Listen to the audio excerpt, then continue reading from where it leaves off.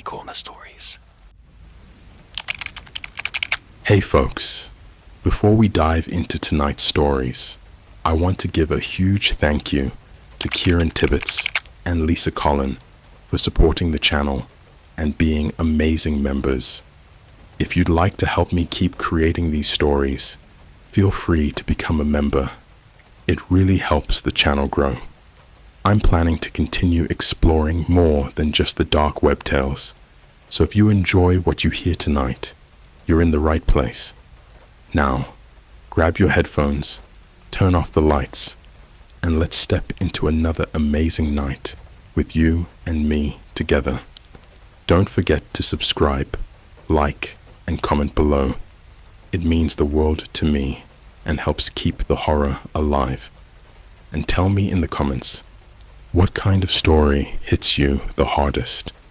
The ones that feel too real, or the ones that could actually happen to someone you know?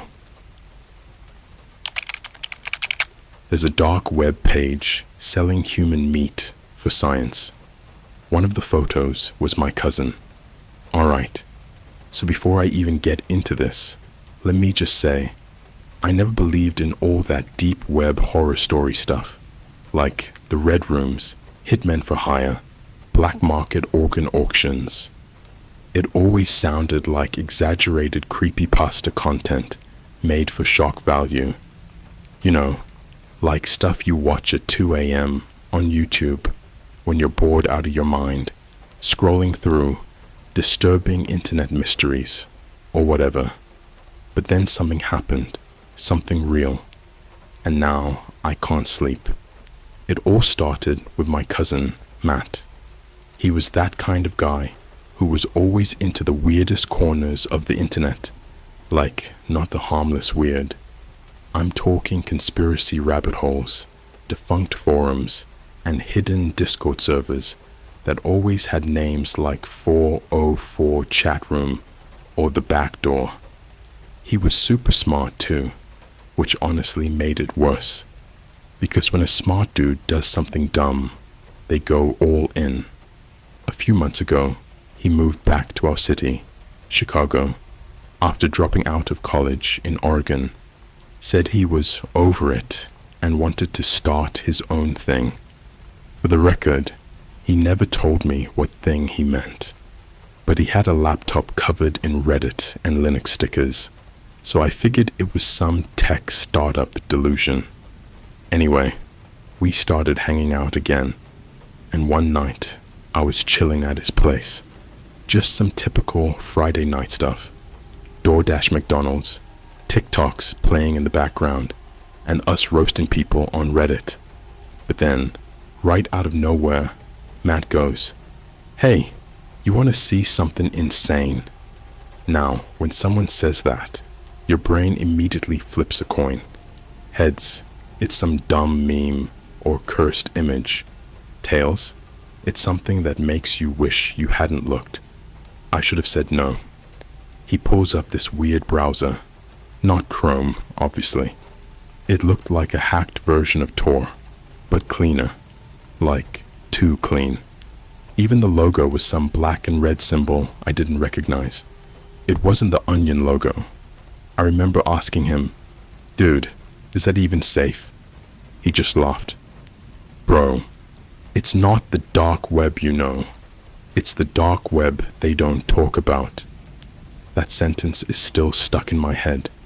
He pastes this string of text into the address bar. Just random letters and numbers, looked like a Bitcoin wallet or some encrypted code. The site takes a second to load, and when it does, it's literally just a white screen with red text at the top. For medical purposes only. Then below that, a plain grid. No logos, no titles, just dozens of photos. Raw, grainy, blurry. The first one looked like beef, or some kind of meat slab on a steel tray. At first, I thought, okay, maybe it's a butcher site or a prank. But then Matt scrolled down. That's when I saw the teeth. The human teeth. Still partially embedded in a cooked cheek. "Dude, what the hell is this?" I shouted, standing up. He looked at me, eyes totally blank. "It's fake," he said. "Just art. Look at the file names. I noticed each image had a code.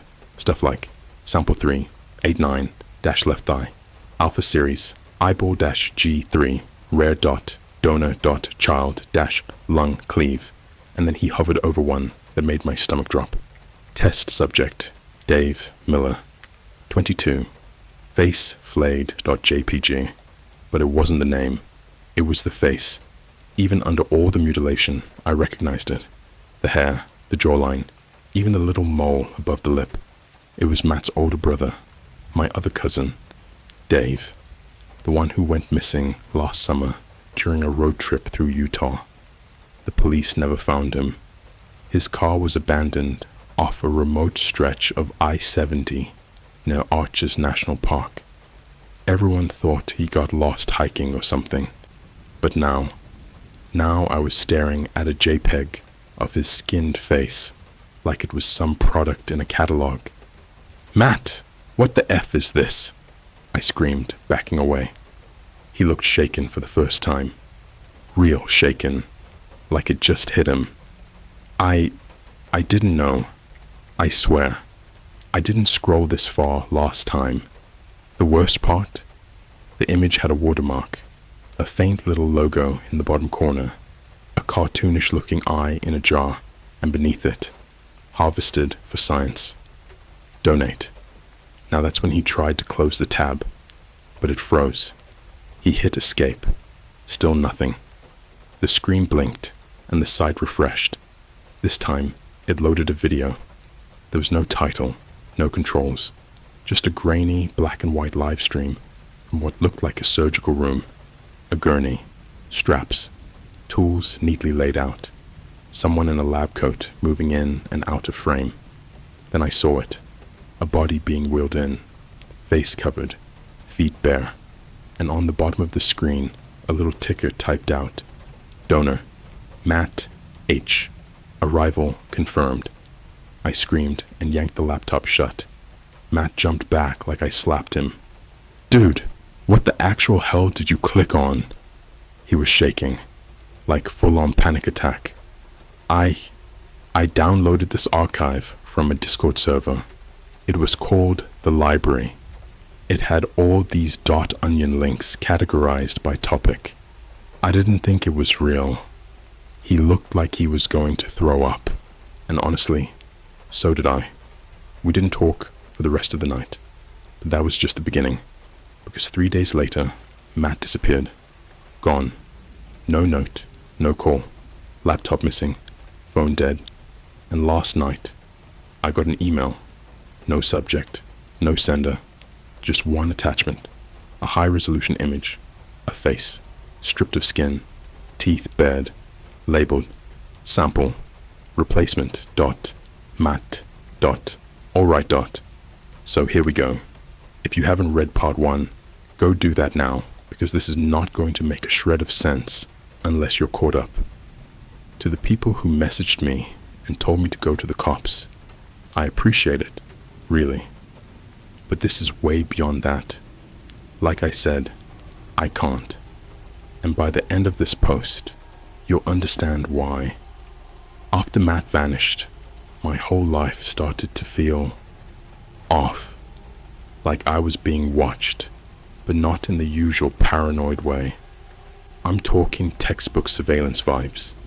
The kind of feeling you get when you're in a Zoom meeting and someone's screen suddenly goes black, but you know they're still there, listening, watching.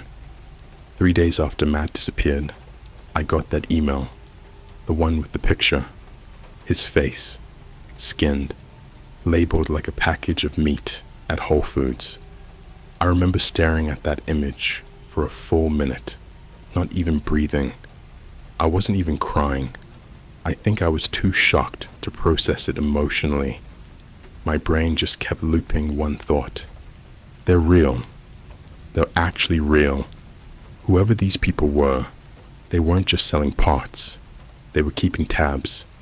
And somehow, they knew who I was. Now here's where things started to get really messed up. The next day, I went to a Starbucks. Just a normal spot near Wicker Park. Figured I'd sit down, grab a drink, try to think straight. I hadn't told anyone about what I saw, and I sure as hell wasn't going to post about it publicly. The weirdness started as soon as I walked in. There was this guy in the back corner wearing a Starbucks hoodie, black jeans, and a plain baseball cap. That alone wouldn't be weird, except he wasn't drinking anything. No cup, no laptop, no phone, just sitting there, staring at me. Every time I glanced up from my laptop, his head would tilt, just slightly. Not in a "hey, what's up" way, more like how a dog studies something unfamiliar. I started getting nervous, packed up my laptop, went to the bathroom, splashed water on my face, told myself I was being paranoid. But when I came back out, he was gone. Only thing left behind at the table, a crumpled napkin. On it was a handwritten note in shaky, almost childlike cursive. Stop digging. Science needs silence. That's when I bounced. I didn't even wait for my drink. I dipped out the back and Ubered straight home. I locked every door, pulled all the curtains, and powered down every device I owned. I didn't sleep that night. The next morning, I decided to log into Matt's Reddit account. It was saved on my phone from when we used to mess around on r/ascredit together. His profile wasn't suspended, which was weird, but his post history was gone, wiped clean, except for one single post. It was from a week before he disappeared. It was on a subreddit I'd never seen before, r/harvestproject_QX. That sub doesn't exist anymore, by the way. I tried searching for it again. 404 error. Gone. Vanished like it was never there. But the post was titled, "Anyone else get invited to the library through the jar?" I clicked on it. There were no upvotes, no comments, but it had over 6,000 views. I don't even know how that's possible. The body of the post said, "Got a DM on Discord from someone named @CatalystXV. Sent me an invite to a dead server. No one in voice, just links. Some of them aren't .onion. Some of them are IP direct. One took me to a site called The Jar. Looks like a parody of a science blog, but it's messed up. Like really messed up. They have a donation section that's not about money. Be careful what you click. One of the folders had my brother's driver's license photo in it, but edited, like they were using it as a sample for something. I think I messed up.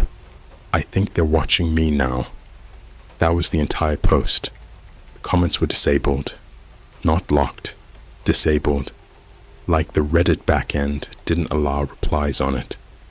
I tried clicking on Matt's username again and got an error. This user does not exist. No joke. It disappeared in real time. Here's where things started getting truly terrifying. Later that same night, I started hearing scratching from my front door. Not knocking, not footsteps.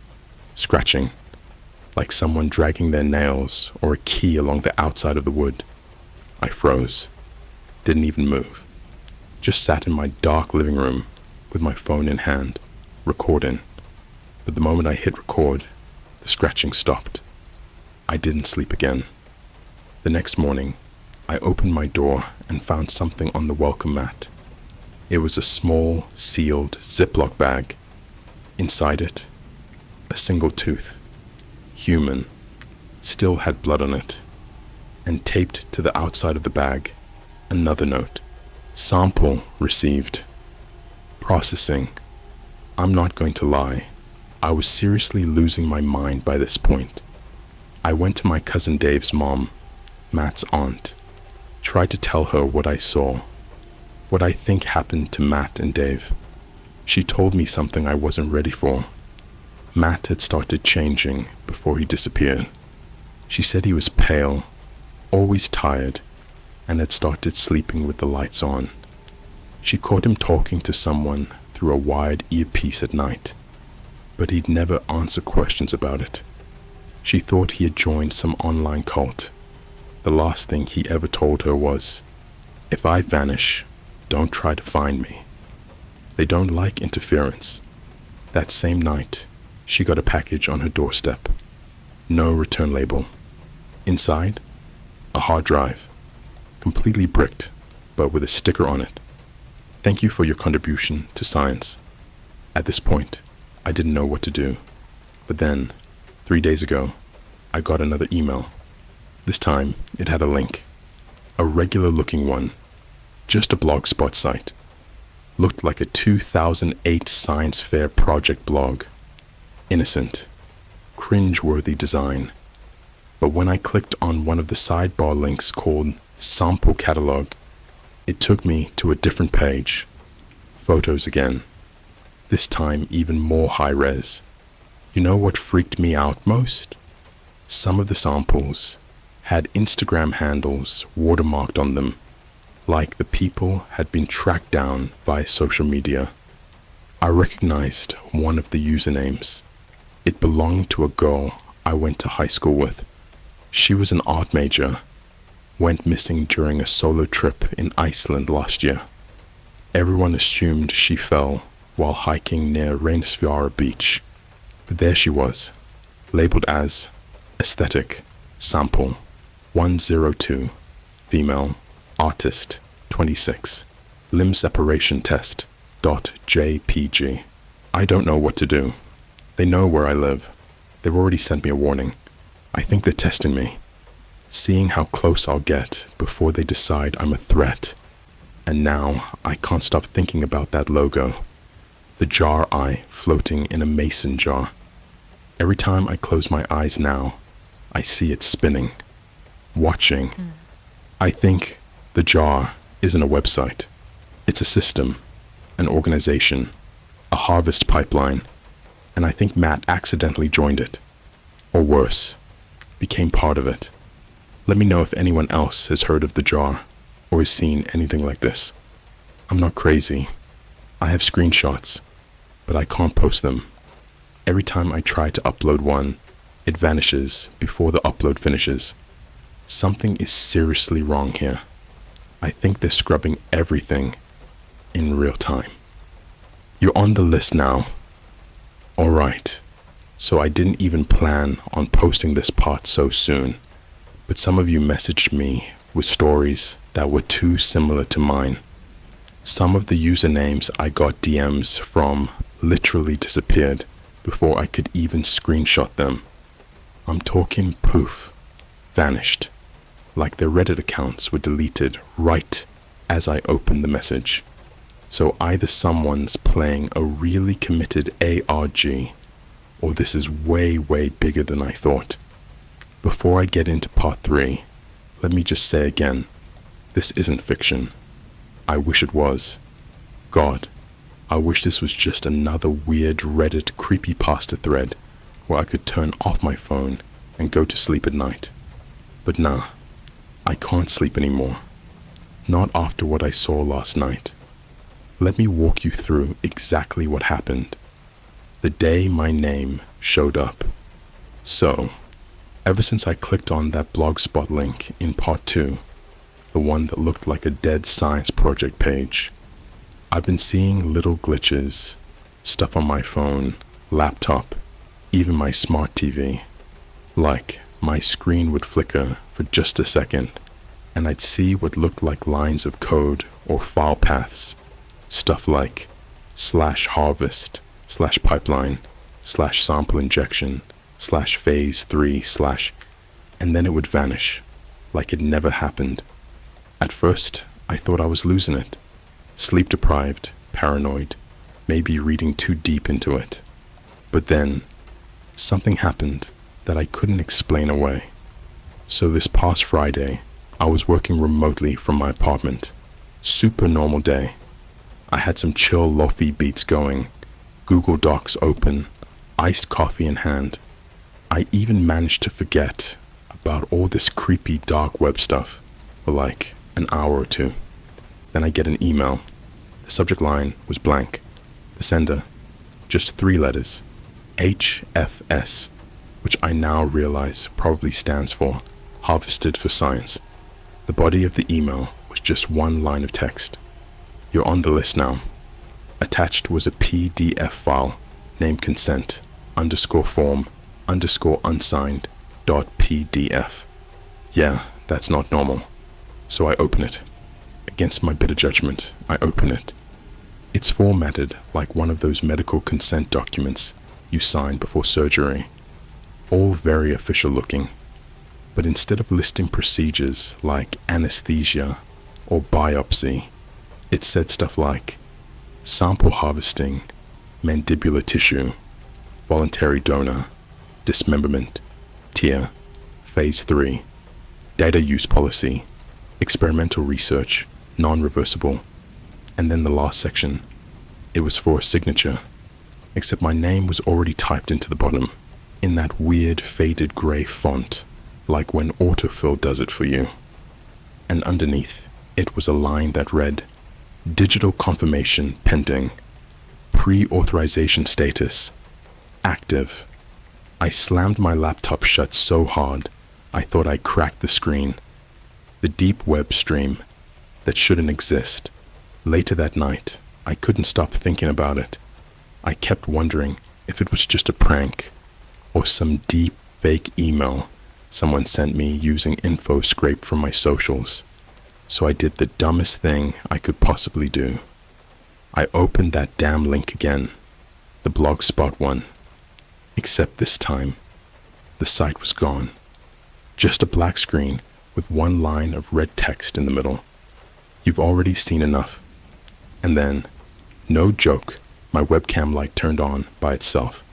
No Zoom, no FaceTime, nothing open. The green light just blinked on like someone was watching me. I yanked tape over the camera, but I swear to God, I felt like someone was staring straight through my screen. I unplugged everything, laptop, router, even my Echo Dot, took the batteries out of my TV remote. I basically tried to unplug my whole life for 24 hours, but it didn't matter. The girl from TikTok. Here's where it starts getting really twisted. A day later, I'm on TikTok. I know, dumb, but I needed a distraction.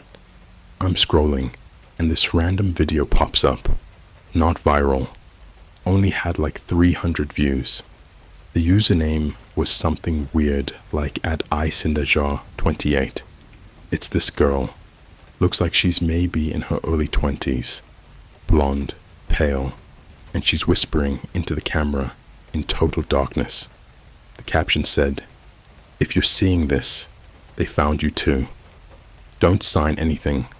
I sat up so fast, I nearly dropped my phone. I watched it again. This time, I noticed the background. It wasn't a bedroom or closet. It looked like a hospital storage room. You could see gurneys and biohazard containers stacked in the dark behind her. Then right before the video cut off, she held up a piece of paper. You couldn't really see what was on it until I paused it and cranked the brightness up. It was a printout of my Reddit username. Mine. She pointed at it with her finger shaking and whispered one last thing. They're not scientists. They're collectors. Then the video glitched and went black. I refreshed the page. Video. Gone. User. Doesn't exist. I screen recorded the clip, but it corrupted my phone. Wouldn't play. Showed as unsupported file type. I uploaded it to my laptop and tried to play it with VLC. The video started playing and then froze on one frame. Just one. A grainy image of a steel table, chains on either side, a label on the wall behind it. Live dissection, stream queue, number 0173. What I found in my fridge. Yeah, it gets worse. After that TikTok thing, I didn't sleep for 2 nights straight. I kept checking my locks, taping over all my camera lenses. I even took the battery out of my phone and used a burner. I stayed in my apartment with all the blinds shut, trying to figure out what I could do next. I was legit considering moving cities, changing my name, deleting everything. But then something happened that made me realize it's too late for that. I woke up around 3 a.m. to this humming sound. It wasn't loud. It sounded like buzzing from a fridge or an old vending machine. At first, I thought it was coming from the hallway outside, but the more I listened, the more I realized it was coming from my kitchen. I grabbed a knife. I know how that sounds, but I wasn't taking chances, and slowly walked toward the fridge. The humming got louder.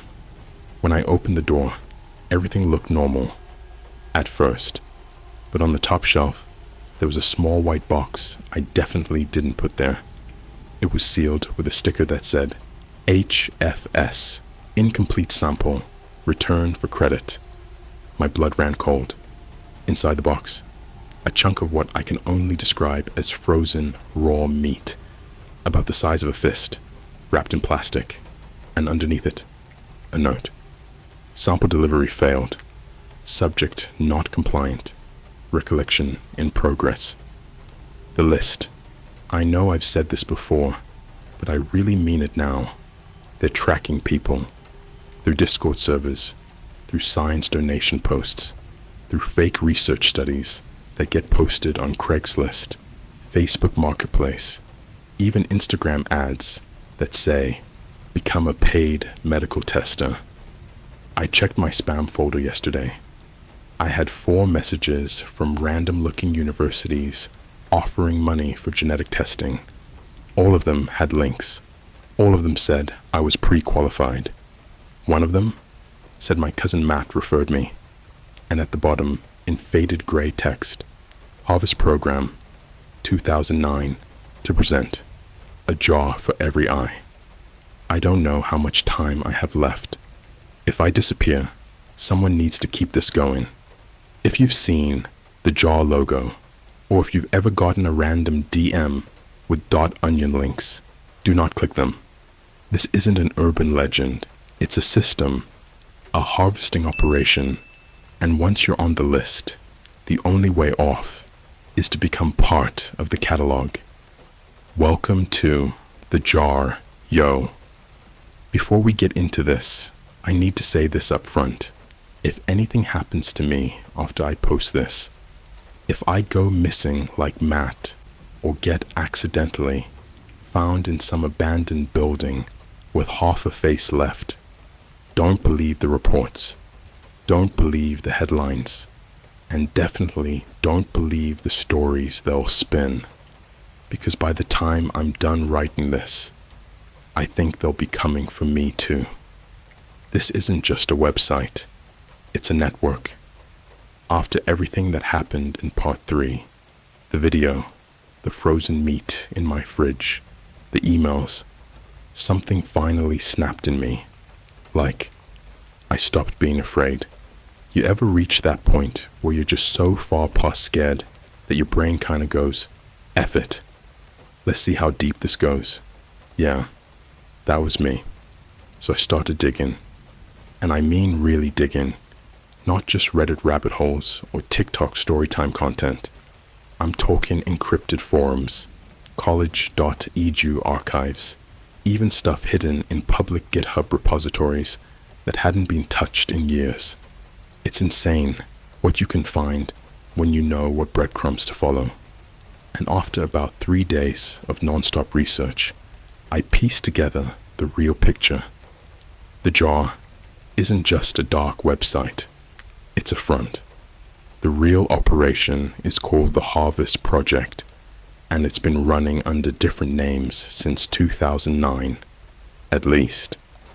Some whispers even trace it back to post-World War II black site research, but I couldn't verify that. Here's the kicker. They operate in plain sight, using fake medical programs, donation centers, and even bioethics conferences. They build pipelines that look like legit institutions, labs, universities, clinics, and then filter people through them using incentives like paid genetic testing, free clinical trials, remote organ donation surveys, forensic anthropology, scholarships, WTF. But once you enter the system, you're tagged, digitally, physically, and possibly even chemically. And once you're tagged, your inventory, the person who reached out. So this next part is gonna sound fake. It sounds fake even to me, but I swear on everything, it happened. 3 nights ago, I was asleep. Like actually asleep for the first time in a week. Around 2:47 a.m., I get a text from a random number. Get up. Don't look out the window. Don't turn on the lights. Do exactly what I say. My heart dropped. I sat straight up, holding my breath, phone glowing in my hand. The room was dead silent, but there was this weird low-frequency hum coming from outside, like a transformer or a generator. The next message came in seconds later. They're testing your address. They're not sure if you're home. Stay out of sight. Your name went red last night. I didn't respond. I just followed the instructions, stayed low, didn't move, didn't turn anything on. 20 minutes later, I got a final message. Safe for now. You have 2 days to disappear. You'll know how to find me. That's it. No name, no explanation. But the weirdest part, the number disappeared from my phone the second I tried to copy it. Like, gone. Not even in my call history. I couldn't even find the messages again, like my phone had purged them. But I remembered the phrase, "You'll know how to find me." The old YouTube video. So here's the craziest discovery I've made so far. There's this old YouTube channel called Here for Science. It hasn't uploaded in like 7 years. All the content was archived lectures from different universities. Nothing weird at first glance. But one video caught my eye. It was called Intro to Biosample Cataloging, 2013. And right there in the intro slide was the same eye in a jar logo, clear as day. I downloaded the video and went frame by frame. At around the 6:42 mark, the professor talking about sample integrity management flashes a chart labeled Accepted Donor Types, Type A, Consensual, /Type B, Acquired. Type B, Acquired. This wasn't just education. This was training for people working in the Harvest Project. And buried in the video's description was a tiny string of text, light gray on white background. Most people wouldn't even see it unless they highlighted it. It said, "If you're not a student, you shouldn't be here. Welcome to the jar. Next step, starfall, starfall." I didn't know what that meant until I Googled starfall dark web and cross-referenced it with a few archived .onion sites from a Discord server Matt used to be in. Turns out starfall is the distribution hub. It's where the actual samples are auctioned off. People pay in crypto, obviously, not just Bitcoin, stuff I've never even heard of before. Private chains, medical coinage. But the scariest part is what they're buying. The screenshots I found, and I've backed them up offline, trust me, show live listing previews with descriptions like fresh cartilage, 23M, artist, Europe, dual kidney youth sample, 17F, previously anemic, Asia, intellectual brain matter, 38M, software engineer, USA. They sell human parts like Etsy items, tagged, labeled, reviewed. They even have satisfaction ratings for sellers. One comment read, "Sample was tender, arrived colder than expected, but clean and well extracted. A +A+. Are you serious? They're grading this." They came back. Last night, I heard them again, outside my window. This time, it wasn't scratching.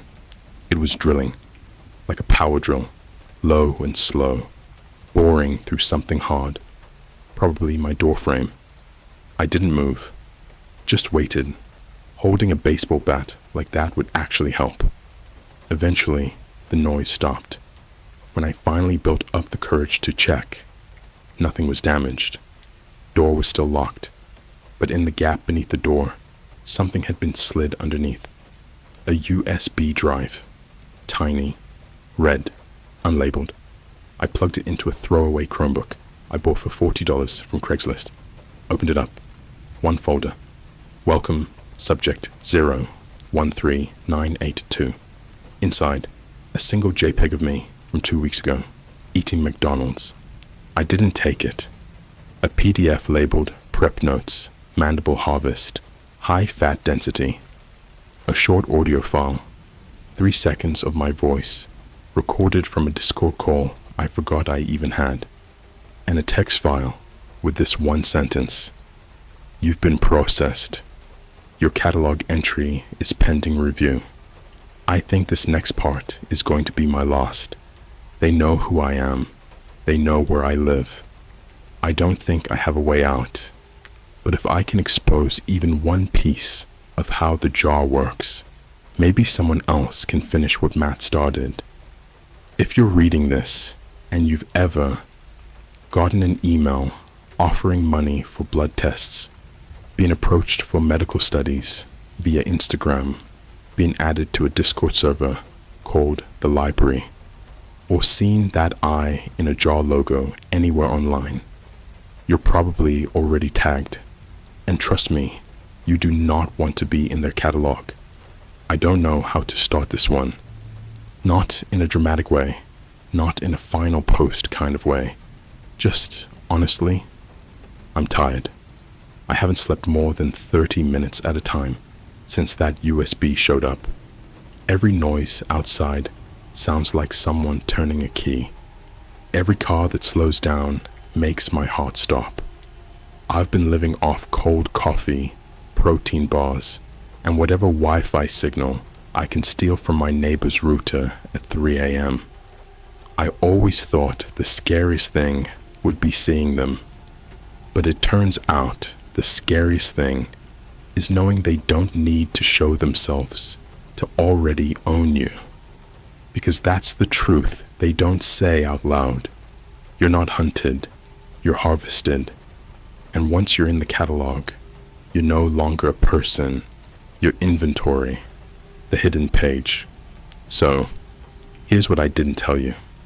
After that USB thing, after I found my own picture labeled as pending, I did something reckless. I reached out to them. Yeah, I did the one thing every horror story tells you not to do. I replied to the last email they sent to me with just 2 words. What now? It was sent at 4:11 a.m. I got a reply at 4:12 a.m. Exactly 1 minute later, just a link. No message. It wasn't an onion link, not even a hidden page. It looked like a normal login page for a research site. A password box. Under it, 3 words. You already know. And I did. I typed my name. The page opened. What I saw was a live inventory feed. Thousands of entries, each one with a name, an age, a job, a city, and a status. Some were labeled in storage. Some said, awaiting prep. Some said, cleared for extraction. And then there were the red ones. In transit. The red ones had timestamps. I scrolled, heart pounding, not even blinking. Then I saw it. My name. Subject 013982. Male, 26. Chicago. In transit. No expiration date. No notes. Just one line below my entry. Handler dispatched. ETA 42 hours.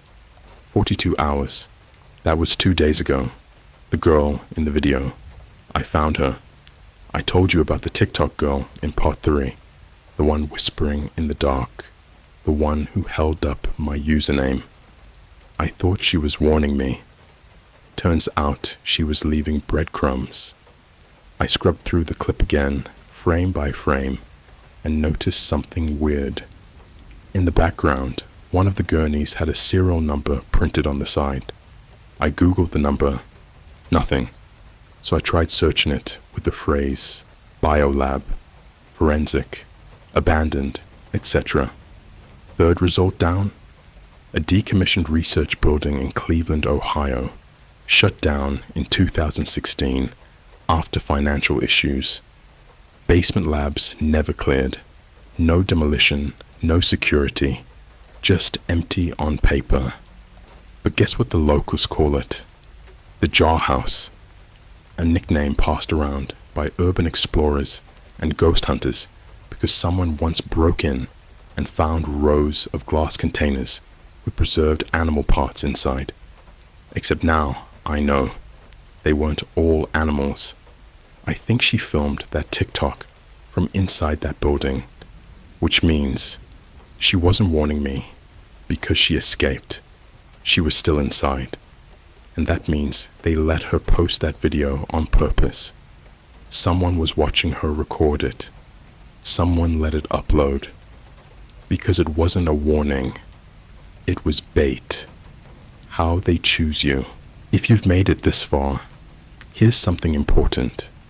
They don't choose people randomly. I found a leaked spreadsheet, not on the dark web, but inside an old publicly accessible Google Drive linked to a bioethics workshop from 2019. It had a list of names with filters next to them. Body fat percent, social reach, public disappearance risk, family history. They're not just harvesting tissue. They're ranking people. People with fewer relatives, higher value. People who travel alone, higher value. People who stream, vlog, or overshare everything online, easier to locate.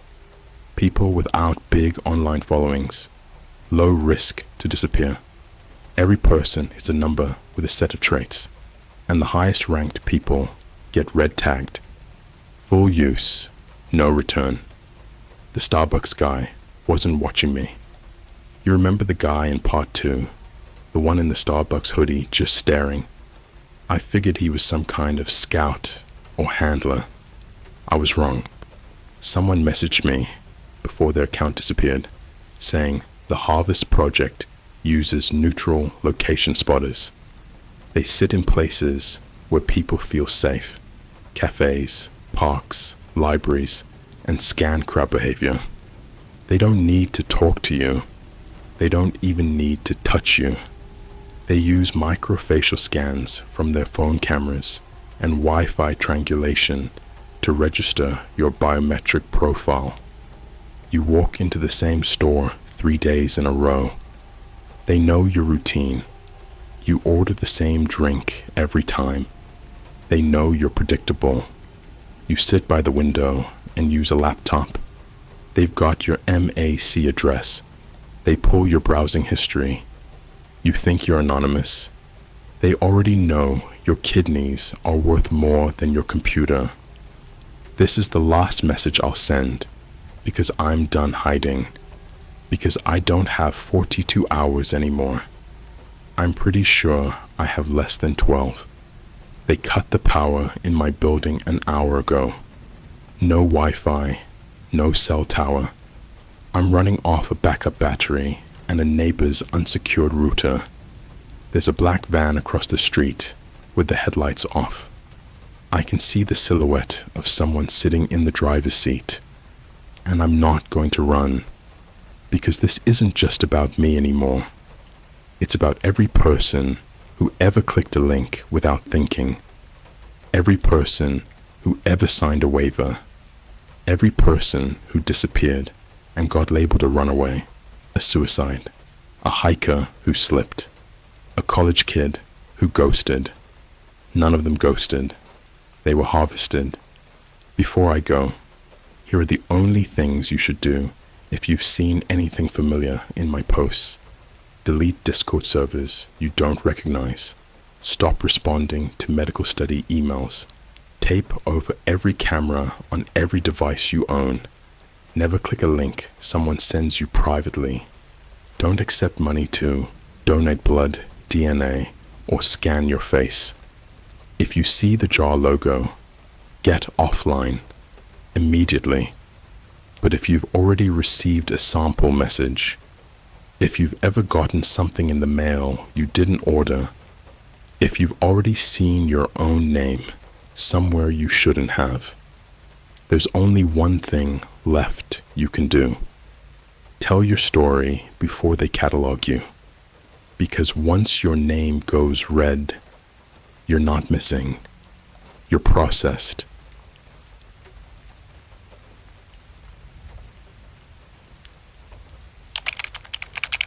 I got a dark web job guarding a facility called Operation Sleepless. They told me not to look at the mirrors. Alright, before I even get into this, I know how it sounds. Oh no, another dark web story. Yeah, I used to say the same thing until it happened to me. This is real, or at least as real as it felt. I don't expect anyone to believe me. I just need to write this somewhere. Anywhere. Reddit seems like the safest place right now because honestly, I don't know if I'm being watched. And if you're reading this, don't go looking for this job. Don't try to recreate what I did. This isn't one of those I got rich off a creepy gig stories. This is a warning. So here's how it started. I was broke, and TikTok made me curious. I was 23, living in a half-dead apartment complex in Ohio. The kind of place where the AC never works right. The walls are so thin, you can hear your neighbor's Tinder dates moaning through the drywall. And there's always at least one dude walking around at 3 a.m., shirtless in the snow. I'd been laid off from my job at a call center. No big drama, just corporate budget cuts. But with rent due and my savings draining faster than an iPhone battery on 2%, I started looking for alternate income streams. Cue my dumb scrolling TikTok at 1 a.m. Like just mindless scrolling when I landed on a video that changed everything. This girl was talking about dark web job boards, not hitman stuff or drug smuggling, just weird gigs. She claimed she got paid $3,000 to stay overnight in an abandoned office building and make sure the lights stayed on. Sounded like an ARG at first, but she showed screenshots of crypto payments, coordinates blurred out, contracts. It had views in the millions, and of course, the comments were all cap. But something about it felt real. Anyway, she mentioned a forum. No name, just a string of weird letters. It was one of those posts that get taken down within a few hours, but I screen recorded it. Big mistake. Accessing the forum was like unlocking a glitch in the internet. I'm not going to tell you how I found it. I'm not going to give links, proxies, or keywords.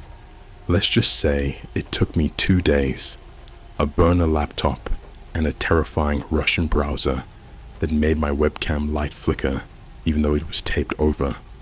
But I found the forum. Or, I think it found me. It was called DUSKNET. No flashy UI, just white courier text on a black screen, like a terminal interface. Most of it was just unlisted gigs. Some were harmless looking. Survey local wildlife. Collect data from a crash site. Count the number of exits in a McDonald's between 2 a.m. and 4 a.m. Yeah, super weird, but kind of funny. Then one post caught my eye. Active night security, class 3 clearance, operation, sleepless location, disclosed upon acceptance, payment, $2,500 per night in Monero requirements, 8 hours per night for 5 nights. No phone, no photos. Rules: do not look into the mirrors. Do not speak to the copycats. Stay in Zone B unless told otherwise. Failure to comply equals termination. Permanent. It felt like a joke, like a horror game concept. But $2,500 a night for 5 nights. Even if it was a prank, I figured, hey, what's the worst that could happen? That sentence haunts me now. The application process was not normal. I clicked apply. Instead of a form, it asked me to upload a video of myself holding a sheet of paper with the words, I volunteer for Sleepless, and today's date. No ID, no resume, just a video. I hesitated, but rent was due in 3 days, and I had $42 in my bank account. I uploaded it. Exactly 19 minutes later, I got a reply. It was a download link to a ZIP file. Inside, coordinates, a waiver, and a one-way Greyhound bus ticket to somewhere in rural Pennsylvania. There was also a file called RULES_FOR_JAY.txt. Yeah, they used my real name. I never gave them that. Arrival. The facility looked like a dead mall. So I followed the directions. Greyhound dropped me off near this industrial town, about 30 minutes outside of Pittsburgh. It looked like time stopped in the early 2000s. Empty gas stations, boarded up Walmarts. You know the vibe. A black van picked me up near a Dunkin'. No logos, no driver ID. Just a bald dude in a black hoodie who never said a word. We drove for maybe an hour into the woods. Then suddenly, there it was. A massive, windowless building, almost like an old Amazon fulfillment center or an abandoned IKEA, but no signage, no logos, just an iron gate with Zone B, no entry without badge, stenciled in red. Inside, it looked like a mix of a research lab and a prison. Cold lighting, empty vending machines. The walls were painted a weird off-white color that made your eyes hurt if you stared too long. And then there were the mirrors. They were everywhere. On the ceilings, behind glass panels, embedded into doors. But every single one was either cracked, covered with duct tape, or had black tar smeared across it. They gave me the uniform and the rules. Again, I met someone there, only person I talked to that whole day. He wore a lab coat, but I swear he was no scientist. Guy had prison tattoos on his knuckles and eyes that looked burned out, not physically, but like he'd seen too much. He gave me a key card, a flashlight, and a uniform that looked way too clean. Then he handed me the rules again, handwritten this time. Same rules as before, but one new line added at the bottom. If your reflection moves, leave the room immediately. Do not run. It will follow. I laughed nervously, thinking it was part of the immersive horror experience, or whatever. The guy didn't laugh back. He just said, "You're not replacing the last guy. You're replacing the replacement of the last guy." Then he walked away. Night 1. Something was wrong with the hallway. I started my shift at 10 p.m. There were security cams, but only in Zone B. Most of them looped the same 3 seconds of footage. I was told my job was simple. Patrol the halls, log any sounds, and never open the door to Zone C unless instructed, which of course I wasn't. The place was dead silent, except for the occasional humming from the overhead lights, and every hour, like clockwork, I'd hear whispers, not from inside my head, from the mirrors. That first night, around 1:40 a.m., I was walking past corridor 7B when I noticed something off. The hallway looked longer in the mirror than in real life, like way longer. I stepped back. The reflection didn't. It just stood there. It was me, but wrong. Pale skin, smiling slightly. and its hands were pressed against the inside of the glass, like it was trying to get out. Then it mouthed something. One word. I couldn't hear it, but I could read lips. Run. None of this will make sense otherwise. I seriously feel like I'm in some messed up version of a Netflix show, except it's real, and it's happening to me. This place, it's not just creepy. It's wrong on a level I can't even explain. I know I said night 1 was weird, but that was nothing compared to night 2. This is where everything started spiraling out of control. So yeah, let's just get into it. The mirrors were whispering names that weren't mine. When my second night shift started, I was already paranoid. I kept thinking about what I saw in that mirror, my reflection smiling when I wasn't, and that word it mouthed, run. It was like my brain was split between, this is just an immersive experience, and bro, you're gonna die here. I showed up at 9:55 p.m., dressed in my black security uniform that had no logo, just a patch that said, Level 3 Access, Zone B. That dude from the first day, the guy with the dead eyes, didn't show up again. No briefing, no updates. I just walked through the security gate and clocked in like it was a regular warehouse job or something, except it wasn't. Within the first 20 minutes, I passed by a mirror that had been completely shattered the night before. Now it was fixed, not even a crack, like it had never been broken in the first place. And that wasn't even the weirdest part. As I stood in front of it, I heard a voice whispering my name. Except, it wasn't my name. It said, Milo, Milo, come back. I froze. My name's Jay. I don't know any Milo. I don't even know anyone who looks like me, named Milo. I stepped back slowly, and the reflection changed. Just for a second, I swear to you, the mirror showed a different person wearing my uniform. Same hallway, same background, but it was like a completely different dude in my place, and he was crying. They sent me to the copycat room. Around 11:30 p.m., my earpiece buzzed for the first time since I got the job. I hadn't even known it worked. It just randomly clicked on, and a calm, emotionless female voice said, Level 3 personnel. Proceed to subhole 8. Enter copycat room. Time 0:00:00 hours. That was it. No copy, understood, or anything. Just straight up instruction, like I was a cog in a machine. So yeah, against my better judgment, I went. I had to badge into a side hallway I hadn't seen before. It was behind this false vending machine that literally slid open like something out of a spy movie. Behind it was a steel staircase that led down into a sublevel marked 8B. The air down there, it was freezing.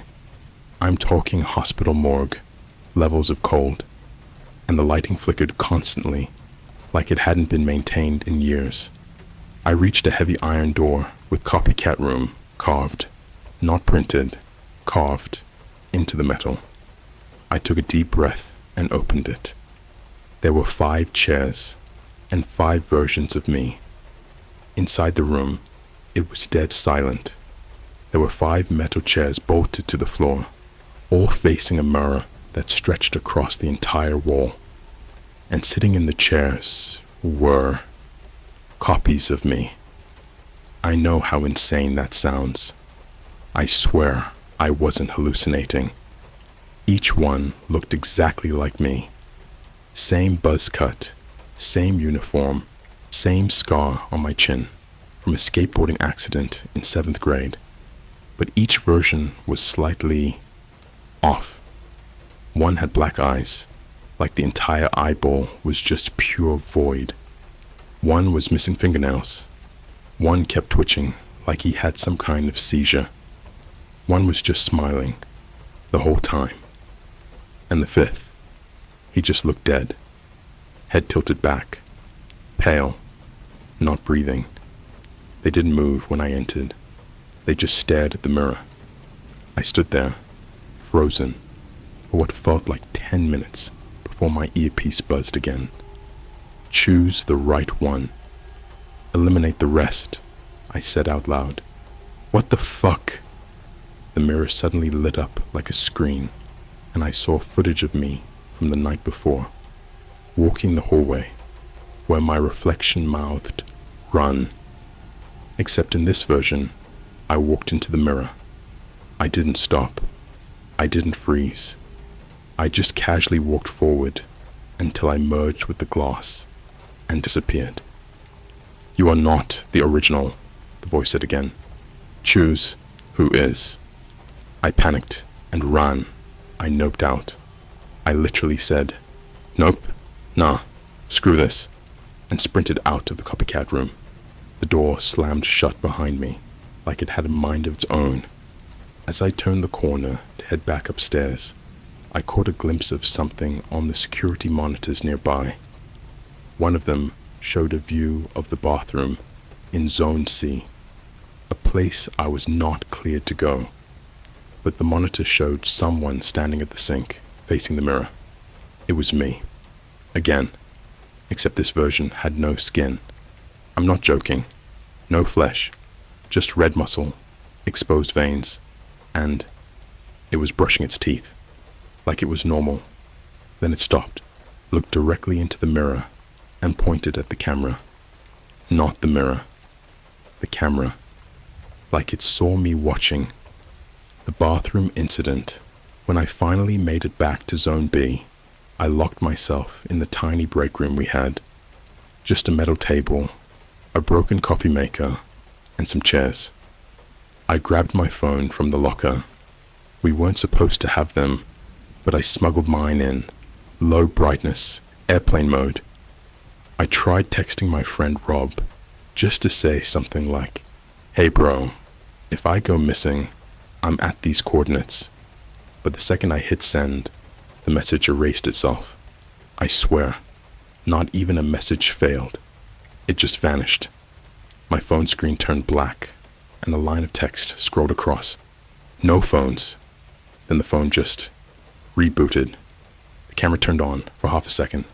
No flash, no noise. Just clicked on, clicked off, and the photo that saved to my gallery. It was me sleeping, at home, in my bed, from above the ceiling. I live alone. I tried to leave. I couldn't. At 4:12 a.m., I couldn't take it anymore. I grabbed my keycard and sprinted toward the front gate. Except there was no exit. I'm dead serious. Where the main double doors should have been, there was just a wall, like the architecture had changed. It was smooth, like the doors had never been there at all.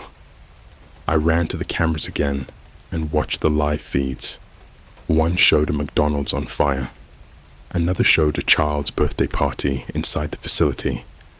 Literal balloons, cake, singing. But the kids had no eyes. I checked the hallway mirror one more time before I gave up for the night. And there I was again. But this time, my reflection was writing something on the wall behind him. It said, "Don't come back for night 3. You're already here.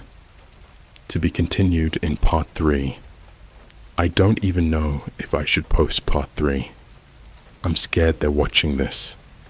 Every time I try to talk about it, or even think about telling someone, something weird happens. Lights flickering, phone glitches, even dreams that don't feel like dreams. But if you're reading this and you're curious about Operation Sleepless, please, don't apply. Don't look for the site. This job isn't a job. It's a trap. And something down there is waking up. Ayo. What's good, guys? Welcome back to the darkest timeline of my life. This is part 3 of my story. And trust me when I say, this is where the story stops being creepy and starts being real life disturbing. Like, this is the part where I would have clicked off a video and said, yeah, okay, that's too much, that's fake. Except it wasn't. Like I've been saying in the last 2 posts, this job wasn't from Indeed. It wasn't from some sketchy Craigslist ad. This was from the deep web. I found it through a shady forum called DUSKNET. And since the day I accepted that gig, my reality has been broken in ways I can't even explain. If you haven't read part 1 and 2, you need to. For real. It's like showing up halfway through a horror movie and expecting to understand the plot. Let me just say this now. Night 3, that's the night I saw Zone C. That's the night I learned what sleepless really meant. And I was never the same after that. The night started off too quiet, so I get there like usual, 10 p.m. sharp. My uniform's freshly laundered somehow, and my badge still says Zone B, Level 3. I had been this close to not going back after what happened in the copycat room on night 2. Like, I swear to God, I was staring at my bus ticket home. But the money, bro. The money. They had already transferred $5,000 in Monero to the burner wallet they gave me, and I hadn't even finished the week. They made it way too tempting.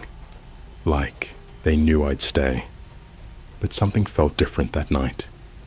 You know when a place just feels off? Like when a mall is empty, or you're in school late after dark. Multiply that by 100. The air inside the facility, completely still. No static hum, no flickering lights, no whispering mirrors. It was like the whole building was holding its breath. I got an unauthorized access notification to Zone C about an hour into my shift. I'm walking past corridor 7B again. Yeah, the same one where the mirror version of me told me to run, and my earpiece clicks on. But this time, there's no voice. Just a high-pitched ringing, like an old TV that's been left on. Suddenly, all the overhead lights go red. I mean blood red, like emergency lockdown style. My badge scanner starts blinking and makes this loud, buzzing sound. I pull out my clipboard, trying to log the incident, when I hear a ding from the tablet they gave us. Yeah, they gave us this cheap black tablet that looks like it came from some forgotten government warehouse. On the screen, it says, Zone C, access granted. Welcome, Milo. There's that name again. The same name I heard whispered from the mirror on night 2. Except here's the thing. My badge still says Level 3. You're not supposed to get into Zone C without a Level 5 clearance and biometric verification. But this time, the door to Zone C just opened. No warning, no scanner, just slid open on its own. I wish I could say I turned back. I didn't.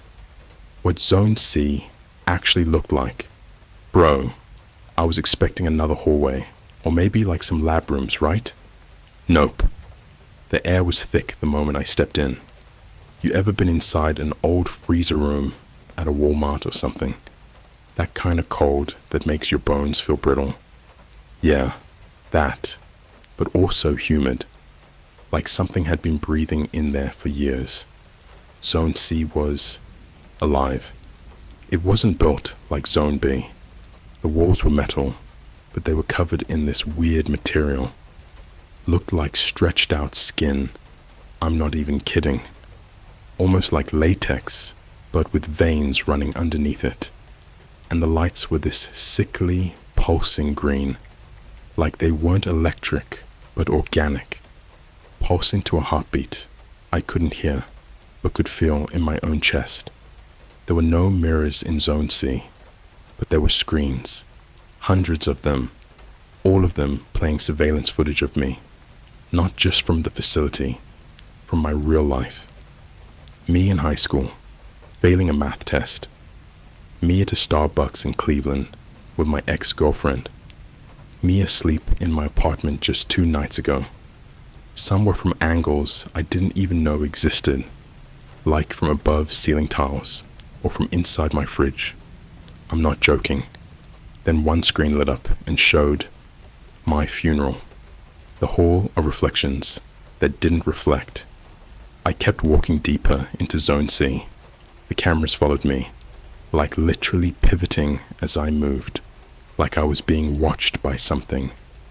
I entered a hallway labeled Sleepless Trials, Phase 7. The air was warm in there, warmer than the rest of the facility, but not in a comfortable way. More like when your laptop overheats and smells like burning plastic. Along the walls, there were these black, glossy panels. I thought they were mirrors at first, but then I noticed they weren't reflecting anything. Like, I walked up to one. My flashlight lit it up, but no reflection. It was just void. Then one of the panels started absorbing the light. I'm not saying it dimmed. I'm saying it started pulling the light from my flashlight inward like a black hole. Then a face pressed against the other side. My face, but with no eyes or mouth, just smooth skin. And it started banging on the inside, like it was trapped and desperate to switch places. I screamed. I actually screamed out loud. Not proud of it, but bro, what else are you gonna do? The man in the windowless room. I finally made it to the center of Zone C. There was this one room, entirely glass, but with no windows. Doesn't make sense, I know. Like, the walls were glass, but you couldn't see in or out unless you were inside already. Total liminal space vibes. And in the middle was a man, or what used to be one. He sat in a chair, wires running into his arms, chest, and even his neck. His eyes were open, but there were no pupils. His skin was gray and stretched thin, like he'd been sitting there for years. But the weirdest part? He was watching a screen that just played one sentence on repeat. You looked into the mirror. You didn't blink. You stayed awake. Then the dude spoke, like, without moving his mouth. His voice was inside my head. You were never meant to be here, Milo. But now you're part of the program. Sleepless accepts you. I blacked out and I woke up somewhere else. The last thing I remember is the room filling with this loud, sharp, screaming sound, like metal grinding against bone. My nose started bleeding instantly. The man in the chair stood up. First time he moved, and he pointed at me. Then he said one word, out loud this time. Swap. And then, boom, blackout. I woke up in my apartment, on the couch, wearing different clothes, and my phone. It had photos in the gallery that I didn't take. Photos of me, inside Zone C. Photos of the man in the chair. Photos from angles I didn't see myself. And one lost photo. It was of my reflection, standing in my bathroom mirror. Except I wasn't in the room when the photo was taken. I'm gonna be real. I don't know what's happening to me anymore. I'm starting to hear things, even outside the facility. I looked into my bathroom mirror last night, and it was foggy, but I hadn't showered. And when I wiped it clean, the person staring back wasn't blinking when I did. I'm scared to sleep. I'm scared to even close my eyes. I think that's what they want. Operation Sleepless isn't a job. It's a trap. And I think once you start seeing the reflections, they never stop watching you. Alright, we're back. And this part is different. If you've made it this far, you already know the story isn't your average creepy job experience. This isn't some haunted house attraction or a weird ARG with a cult following. This is something real. something that's wormed its way into my life like a disease. Ever since night 3 at that facility, it hasn't been about the money anymore. It hasn't even been about surviving. It's about getting out. And I don't think I can. If you're new here, seriously, go read parts 1 through 3. You have to. This part won't hit unless you understand where I came from. Because trust me, I'm not the same person I was 3 nights ago. Not mentally, not physically, not even biologically, maybe. Yeah, we're going there today. Let's get into night 4. Something followed me back. I know it did.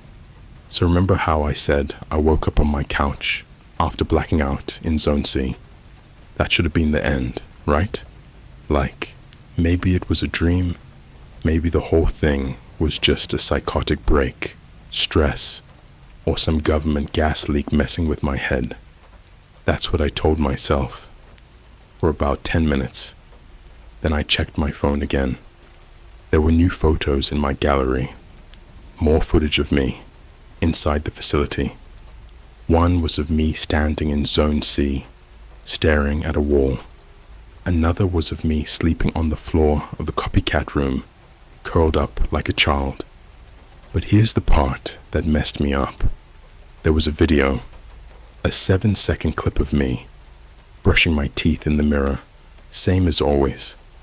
Except the me in the reflection wasn't brushing his teeth. He was staring at me, smiling, head tilting just a little off sync with mine, like a puppet with loose strings. The file was named Sleepless, 4 a.m., subject Milo.mp4. My name's not Milo, but I think that's who I am to them now. I wasn't supposed to come back for night 4. But I did. I know. You're probably thinking, dude, why go back at all? I thought about that. All day. I sat in my apartment, staring at the clock, watching my reflection too long. Every time I looked away, I swear it lingered half a second longer than it should have. By 6 p.m., I was getting nosebleeds. By 8 p.m., my phone's speaker kept playing static, even when it was off. And by 9:30 p.m., I got a notification on the same black tablet they gave me the first day. No Wi-Fi, no SIM card, nothing. Just a message. You're late, Milo. Come home. I swear my lights flickered when that message appeared. It didn't feel like a choice anymore. The facility looked different. When I got there, the building looked older, like decades older. Windows boarded up from the inside, paint peeling off the steel walls, vines creeping out from cracks in the cement. But the weirdest part, there was a Starbucks cup on the security desk, still warm, half full. I hadn't seen another person in 3 nights, except the man in Zone C and whatever those things in the mirrors were.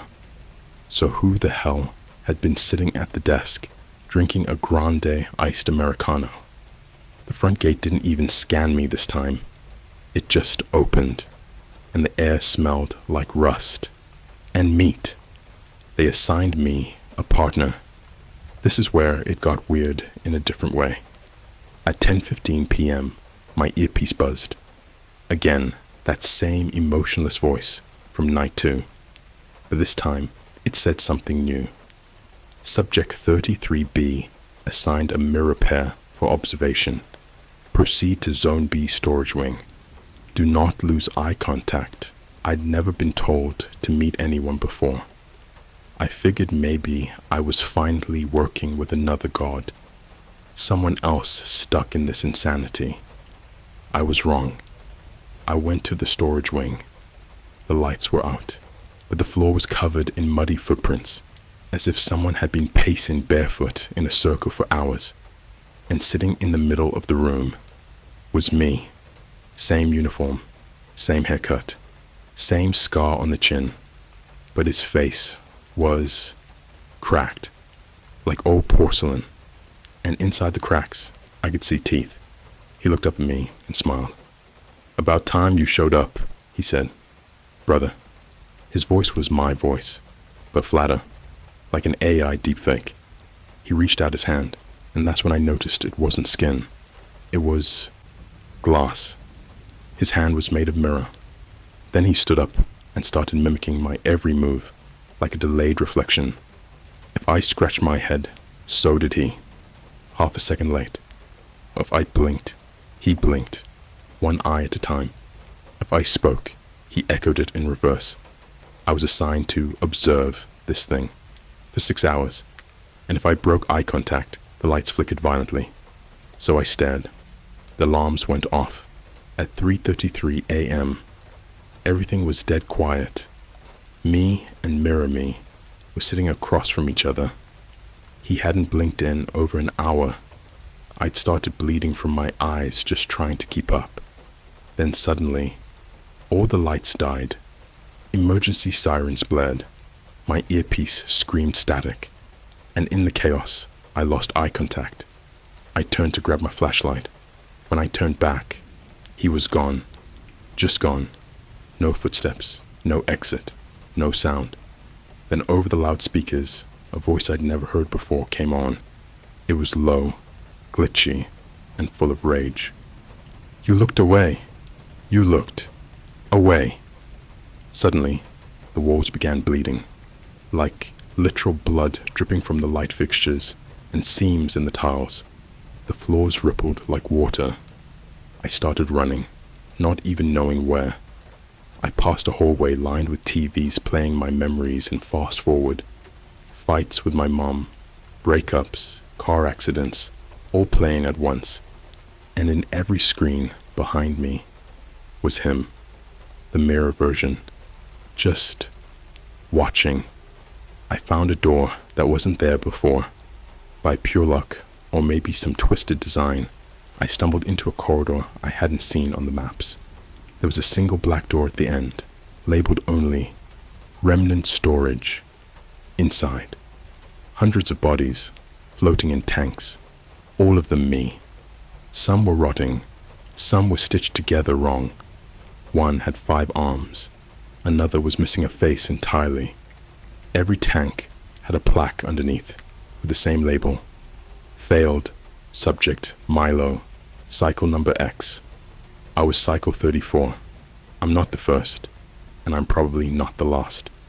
I'm seeing things outside the facility. After I escaped, or maybe was released, I found myself back in my apartment again. This time, I woke up in my bathtub, fully clothed, with my earpiece still in. My front door was unlocked. There was mud on my carpet, and on the bathroom mirror, someone had written in steam, Night 5 equals reset. I don't know if I'm even me anymore. I don't know what Night 5 means, but every mirror in my apartment is now covered, even the shiny parts of my phone screen. I caught a glimpse of my reflection in my toaster this morning, and it winked at me. This was never a job. This was a harvest. And I think I've been duplicated. Night 5 is tonight. If I post again, it means I made it. If I don't, look in the mirror. If you see me, run. Okay, this is it. The last post. This is part 5, the final part of my story. The one I wasn't sure I'd ever get to write. Before I go any further, I just want to say this. If you've made it through parts 1 to 4, if you've been following the trail through all the mirrors, the static, the whispers, the other versions of me, thank you. Seriously, I'm not trying to be dramatic, but writing these posts was the only thing keeping me from losing my mind completely. But Night 5 broke everything. This was when the rules changed.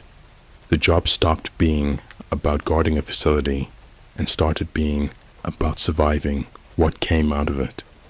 So let me tell you what happened, and more importantly, what Operation Sleepless really is. I didn't go to the facility on Night 5. The facility came to me. It was around 7 p.m. I was sitting in my apartment, all the mirrors covered, lights off, phone on airplane mode, just trying to wait it out. I figured, screw it, they can fire me. I'm done. I don't care if they keep the money. That's when the tablet lit up. I hadn't touched it. No power source, no signal. Still, it buzzed to life and showed me a live feed of my apartment from inside. It was me, sitting exactly where I was, but the timestamp said 10 minutes in the future, and the version of me on screen. He was holding something, a mirror, and he was crying. Then the tablet screen glitched into static before flashing a single message in bold white text. The sleepless cannot be ignored. You are the door now. I dropped it. Not gonna lie, I freaked out. I unplugged everything, turned off every device, but it didn't matter, because at 9:54 p.m. I heard the sound, that hum, the low vibrating tone I only ever heard in Zone C, the one that makes your bones feel like tuning forks. But now, it wasn't coming from the speakers, or the mirrors, or the walls. It was coming from inside my head. And then the hallway outside my apartment started to stretch. I don't mean looked long. I mean it literally stretched, like a rubber band being pulled at both ends. My front door warped, elongated, and eventually the wood split open like rotting fruit, and behind it was the facility. Zone D, the place no one ever mentioned. Yeah, you read that right. Zone D, the part of Operation Sleepless that wasn't on any map. The place not even the mirror versions talked about. I didn't walk through my door that night. Zone D walked into my apartment. Everything dissolved. The walls, my furniture, my floor. I stepped backward and hit cold steel. I turned around and I was suddenly in a new hallway. Rusted, leaking, flickering lights buzzing with flies. Like the facility had grown into my home and made a cocoon out of it. On the walls were photos, printed on old, grainy paper. All of them were me, but not just me now. Me as a baby in a hospital crib. Me in 3rd grade, getting yelled at by my dad. Me last year, Googling how to get a job fast at 2 a.m. All moments I never shared online. All moments I'd forgotten myself. And then, written in blood red marker across every photo, wakefulness is worship. That was when I finally understood what they were doing. What Operation Sleepless actually is this facility, this program, this entire nightmare. It's not about science. It's not about experimentation. It's not even about the deep web. It's about something ancient, something that lives in the reflections. The mirrors aren't just glass. They're gateways, thin spots in reality. That's why we were told not to look. That's why they smeared them with tar and duct tape and broke the ones that stared back. Because on the other side of those reflections are them, the copycats, the not yous, creatures that don't exist unless you see them. But once you do, once you acknowledge them, they become real. Operation Sleepless is a containment program for these things, a way to catalog, monitor, and slowly replace people across the world. It's not just a facility, it's a factory for making doubles. And I was Cycle 34 in a long line of stolen lives. I met my original. I know this sounds insane, but bear with me. At the end of the Zone D hallway, there was a room that looked like a church. Tall ceilings, stained glass windows. Except the glass wasn't pictures of saints. It was screens, each one playing live footage of people sleeping. Hundreds, maybe thousands, all of them from around the world. Brazil, Japan, South Africa, France. You could see their cities on the corner of each screen, and then in the center, surrounded by fours and wires, was me, the real me, pale, malnourished, hooked up to machines, breathing slow. He opened his eyes and looked at me like he knew this day was coming. Then he whispered, "You're the clean copy. They made you perfect, but now they need you to replace someone else." That's when it hit me. I wasn't guarding the facility. I was being trained, conditioned, hardened for one job: to replace someone else, to become the reflection. They tried to make me switch places. Again, the lights turned red, the alarms wailed, and a voice thundered from above. The same calm, dead female voice that had guided me on night 2. Swap initiated. Subject, Milo. Transfer protocol, 35 ohms. Physical replacement beginning. Do not resist. The walls around me started to melt into glass. My own reflection started crawling out of the floor. I'm not kidding. It pulled itself up, like it was climbing out of liquid, its face twitching, its mouth smiling too wide. And then it started whispering, "Let me live. Just for a little while. Just for one lifetime." It sounded like me, but it wasn't me. And for the first time in all of this, I didn't run. I smashed the mirror. What I did changed everything, but I'm not alone anymore. I don't know how I got out. I don't remember the exact moment. All I remember is this. I was back in my apartment, on the floor, covered in broken glass. My real mirror, shattered. The tablet was gone. The earpiece, fried. And there was one final message, written in the fogged-up bathroom window. "You were never sleeping. You were dreaming of being awake." I thought it was over, until a week later, I got a text. No contact, no number, just one sentence. "Cycle 35 has failed. We need another. You are our cleanest copy." Since then, I haven't seen my reflection at all. Not in water, not in glass, not even on FaceTime. And I'm starting to forget details about my life. Small things, like what my high school looked like, what my mom's voice sounded like. Sometimes, late at night, I hear my own voice whispering things I don't remember saying. And earlier today, I opened my closet and I saw me, standing there, pale, smiling, holding a clipboard. He handed me a sheet of paper and said, "Welcome back, Milo. We've missed you. Final message. What you need to know. If you've read this far, I need you to understand something. Mirrors aren't safe. Not anymore. The more you look, the more real they become. Operation Sleepless isn't a story. It's not a game. It's not some creepy pasta with a twist ending. It's a recruitment pipeline. The dark web is just the start.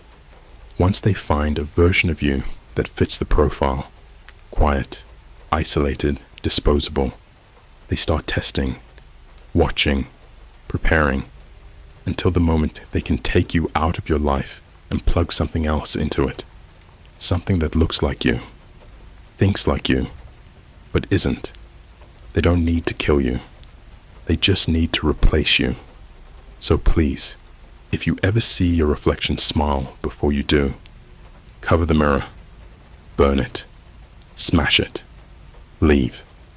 Because once they come through, there's no going back. And you'll spend the rest of your life wondering, am I the real me? This is Cycle 34, signing off. If I disappear after this, don't trust anyone who looks like me, ever.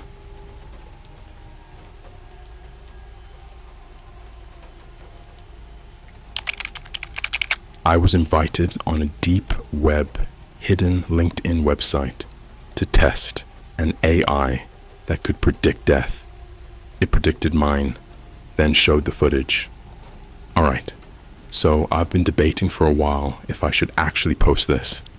I'm not the kind of person who's into storytelling or anything, I don't run a YouTube channel or write horror for fun. I'm just a 24-year-old dude who spends way too much time online, like most people my age. But what happened to me a few months ago is still messing with my head.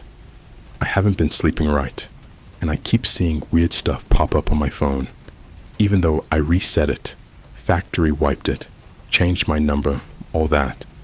I think I'm being watched, or stalked, or both. Anyway, here's what went down. It all started around mid-August. I was unemployed at the time, burned out after quitting my job at a crappy startup in Seattle that ran on cold brew and unpaid overtime. I was spending most of my day scrolling TikTok, doom scrolling on Reddit, and applying to jobs through every platform you can think of. Indeed, Glassdoor, ZipRecruiter, even the regular old LinkedIn. Then one night, something weird happened. I got a message through LinkedIn, but it wasn't from the regular site. I swear, it looked like LinkedIn. Same color scheme, same layout, same blue buttons and awkward corporate fonts. But the URL was wrong. It was like lnkdin-dark.net or something. The message said, "You've been selected to test a new AI career prediction tool. Early access for high-value applicants. Compensation guaranteed." It came from a profile named Martha Singh, listed as lead developer, Prognosis Incorporated. I checked the company. No website, but the name did show up on some obscure tech forums as a military-turned-commercial AI initiative. So of course, me being the bored, jobless idiot I was, I clicked the link. My antivirus immediately popped off. Red warning boxes, flashing icons, the works. I backed out, but then something really creepy happened. My screen went black for like 3 seconds. Not just minimized, I mean pitch black, like my laptop had just shut down. Then it came back, but only one window was open. It was a sleek black interface with the words, "Welcome to DEI, Death Event Intelligence. We see what you can't. We show what no one should. Click Begin to receive your free mortality preview." No joke. It literally said that. Now, you're probably thinking, why didn't you just shut your laptop and walk away? Trust me, I thought about it. But something about the way it looked, the way it knew I was going to read more, it got in my head. The vibe was like a mixture of something from those creepy YouTube animation stories mixed with an early Netflix Black Mirror episode. I clicked Begin. The screen glitched, and then this robotic, almost too perfect voice came through my laptop speakers, analyzing metadata, parsing behavior, predicting deviation, compiling timeline. Then it showed me a short video. At first, I thought it was just stock footage. A city street at night. Looked like New York. Times Square maybe. Then it zoomed in, and I swear to God, I saw myself walking past a McDonald's. Same black hoodie I wore the night before. Same shoes. Same freaking walk. I sat up straight. The footage continued. I saw myself bump into someone. This tall guy in a gray jacket with a duffel bag. We argued. I couldn't hear what we were saying, but the guy pulled out something from his bag. I couldn't tell what it was, but the me in the video suddenly collapsed. There was blood. A lot. Then static. After that, the screen showed a date and time. October 19th, 2025, 11:41 p.m. And then, death probability, 97.8%. I laughed at first, like full-on nervous laughter. I thought maybe it was just some messed up art project or AI prank, like those deep fake TikToks where people use AI to put celebrities in weird situations. I even closed my laptop and didn't think about it for a couple days.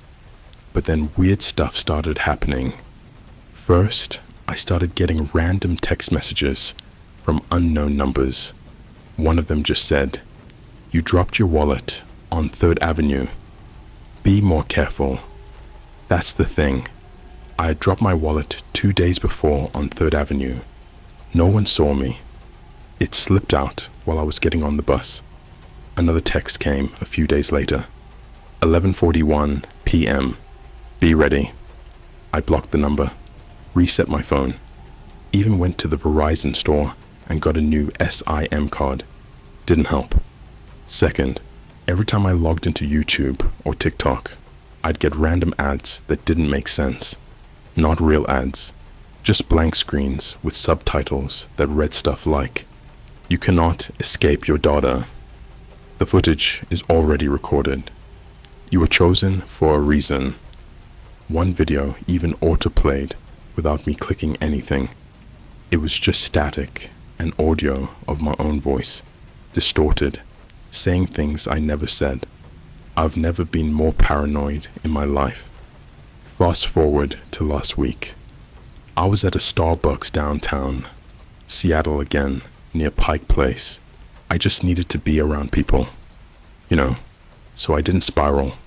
I'm sipping my drink, scrolling through job listings on Reddit, when I look up and I see someone sitting across the room, gray jacket, black duffel bag, just watching me, not blinking, no phone, no drink. I froze. I stood up and started walking out, didn't even throw away my drink. I glanced back, and he was gone, vanished, like he was never there. Now it's November, and yeah, the date in that video is coming up in 2 weeks. October 19th, 11:41 p.m. I haven't told my family. I haven't told my friends. Honestly, I don't know if any of this is even real, or if my brain just cracked from stress. But here's the thing. I went back on the dark web version of that LinkedIn site last night. The link was gone. Instead, there was a message waiting for me. "You've seen your thread. Now trace it, or sever it." I clicked it. It downloaded a file onto my laptop named threadmap.ai. It's locked behind a password I don't know yet, but I think I'm gonna try and open it. Yo, I'm back. Didn't expect the first part to blow up like that. Thanks to everyone who commented, DM'd me, or just said, "This gave me chills." I'm still debating if I should have even shared this because, yeah, I feel more paranoid than ever, but I also feel like keeping this to myself would have been worse. Like I'm already deep into something I don't fully understand. And this is my insurance. If something happens to me, well, y'all know why now. So yeah, let's pick up where I left off. October 5th, 2025, 2 weeks before the date that AI predicted I'd die. So, remember that encrypted file I mentioned? Threadmap.ai ? After it downloaded itself onto my laptop, I tried to delete it. Right-click greater than delete. Didn't work. I tried dragging it into the trash bin. No luck. I even booted up in safe mode and ran a malware scan. My computer crashed mid-scan. When it rebooted, the desktop wallpaper was black, and the only thing visible was the threadmap.ai icon, center screen. It was like it wanted me to open it. I caved. When I double-clicked it, the screen glitched out for a second, like legit glitched, green bars and all. Then, this super minimal interface opened. Think early Windows XP aesthetic, but darker, like some weird dev tool that wasn't meant for public use. No branding, no logos, just raw code and a loading bar. Then it asked for a password. I typed in every dumb thing I could think of. Admin, death, my name, 1, 2, 3, 4. Nothing worked. But then I remembered that line from the message I got on the dark LinkedIn site. "You've seen your thread. Now trace it, or sever it." I typed trace. The screen blinked, then loaded what looked like an interactive map. But it wasn't streets or cities. It was a timeline. My timeline. I swear on everything, it showed a scrollable list of moments from my life. Years, months, dates, and each one had a description. First email, sent from school Wi-Fi. 2008. Search, how to lie to your parents. 2010. First, TikTok watched alone past midnight. 2019. Watched video, top 10 most painful ways to die. 2022. Entered death prediction beta test. 2025. Like, this thing had everything. Every Google search, every location ping, every smart home device I'd ever used. Even an old Ring cam my ex had at her place. It had footage of me from inside her apartment. It was like someone had been watching me my entire life, but not just watching, compiling, mapping, like some CIA-level behavioral tracker. I clicked on October 19th, 2025. Nothing showed up at first, just a black screen and the title, Death Event Prediction V6.4 Render. Then it loaded the same video I saw before. Me, walking in Times Square, getting stabbed, falling to the sidewalk. But this time, there was more. The camera view shifted, not security footage, not drone. It was like the I had built the footage from data, like it was a 3D render made out of GPS, search history, voice clips, biometric patterns, a literal reconstruction of my death before it happened. And in the corner of the screen, it said, viewpoint, unknown user, latitude, match, 40.7580 degrees north. It had the coordinates of whoever was filming. I plugged them into Google Maps. It's a real location, Times Square, right by the McDonald's. I started spiraling hard after that. I called my friend Owen. He's a tech guy, works security for this small app company in Austin, knows his way around deep systems and back-end code. We jumped on Discord and I screen shared the file. He stared at it for like 5 minutes in dead silence. Then he just said, "Bro, this isn't a prank. This thing is patched into real databases. NSA tier." He paused, then added something that gave me actual goosebumps. "There's no way this isn't government." He tried to trace the origin. The IPs bounced through like 6 countries. Russia, Malaysia, Argentina, Iceland, all over. But he found a string in the metadata that was weird. Prognosis, Project Obelisk, Daedalus, Prognosis, all sounding like those ominous sci-fi experiments from a 90s thriller. I googled the terms. Barely anything came up, except for one old forum post on a now-dead site called Cypherhound. The post read, "Obelisk isn't a prediction tool. It's a contractor.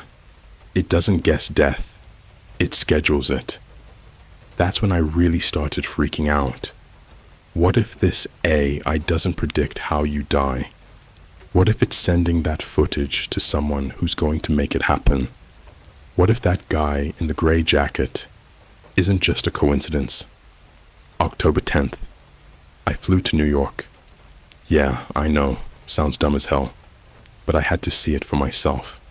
The location, the McDonald's, the exact spot from the video. I took a red eye from SeaTac to JFK and stayed in a cheap Airbnb in Queens. Just a mattress and a fan. I didn't tell anyone I was flying there, not even Owen. If they were tracking me digitally, I figured I'd go analog as much as possible. Paid in cash, left my phone behind. The second I walked into Times Square, I felt it. That gut punch, that recognition, like deja vu in 4K. I stood on the sidewalk near the McDonald's, looked around. Then I saw him. Gray jacket, black duffel bag, same height, Same build as the guy in the footage. He was leaning against a lamppost, checking his watch. It was 11:40 p.m. I panicked, ducked into a pret-a-manger, pretended to order something while keeping him in my peripheral. The second hand ticked past 11:41 p.m. Nothing happened. I stepped outside again. The guy was gone. I swear on everything, this is not a joke. He vanished. No trace. No footsteps. No weird exit. Like he'd been part of the scenery and then blinked out. When I got back to the Airbnb that night, there was a message scrawled on the mirror in red Sharpie. You traced it. You didn't sever it. I checked the door locks. Still locked. Windows. Still shut. No signs of break-in. But something else was missing. My laptop. Gone. Threadmap.ai ? Gone with it. I'm writing this now from a public library computer. My phone, my real one, not the burner, just pinged me with a calendar alert. Death prediction, 7 days remaining. And attached was a video file. New footage. Me. Running. Screaming. If you're new here, go read parts 1 and 2, because this is where things stop being creepy internet mystery and start becoming I should probably be dead by now territory. And before anyone asks again, no, this is not a story for clout. I haven't monetized anything. I'm not streaming it on TikTok. I'm not making a YouTube channel called Death I Exposed. Honestly, I wish this was fake. I wish I could say, gotcha, social experiment, LOL. But what's happening right now is way past creepypasta levels. This is something else. October 12th, 6 days until prediction. So last time I told you I got a calendar alert on my phone that I swear I never set. It said, death prediction, 7 days remaining. Attached to it was a new video file, different from the first one. No street, no McDonald's, just me, running through what looked like a hallway. I didn't open it, not at first, but later that night, after not being able to sleep, I caved. I watched it. The video. It was shaky, almost like a GoPro on chest cam mode. The hallway walls were white, kind of hospital looking, but not clean. Dirt stains, scuff marks, rusted doors. There were flickering lights overhead, and I could hear heavy breathing. Mine, like I was running full speed. And behind me, footsteps, loud, fast, getting closer. Then the camera me turned a corner. The footage glitched, but I caught a reflection in one of those metal wall signs you see in government buildings. And I saw what was chasing me. Not the gray jacket dude. Not a normal human being. It looked wrong. The proportions were human, but stretched, like if someone took a person and dragged their limbs a few inches too long. Hoodie, black, no face visible, but the head twitched, like it wasn't fully loaded into reality. I paused the video and zoomed in, frame by frame. Here's the worst part. On the hoodie it was wearing, there was a logo. The same logo from the hidden LinkedIn invite. The one labeled Prognosis Incorporated. Not just predicting death, delivering it. The countdown begins. After I watched the video, my phone started acting like it wasn't mine anymore. Apps opened on their own. My front camera kept turning on.